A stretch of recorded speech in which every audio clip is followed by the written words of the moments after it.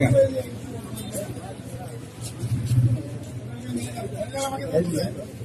যখন একা আসি, আমি তো তখন আপনারা ফোন দিচ্ছি, আপনার তো অভিযোগ করতেছে তুমি এমপি সাহেবের কাছে আমি এটা একা কি আমি বাধ্য হয়েছি। আত্মটিকায় গোপন সংবাদের ভিত্তিতে শ্রীমঙ্গল থানাধীন এসএ পরিবহনের যে কাউন্টার আছে এই থেকে আমরা অভিযান চালাই আমরা পাই এই 1000 কেজি 20 বস্তার মধ্যে 1000 কেজি ফুচকা, ভারতীয় ফুচকা,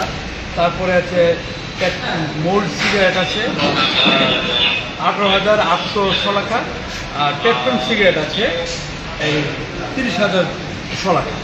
আর সর্বমোট মূল্য হলো প্রায় 7 লক্ষ টাকা, প্রায় 7 লক্ষ টাকার মালামাল উদ্ধার করা হয়, জব্দ করা হয়েছে। এখন এটা মামলা প্রক্রিয়াধীন, আমরা যারা এটার সাথে জড়িত তাদেরকে আইনের আওতায় আনার জন্য চেষ্টা করা হচ্ছে।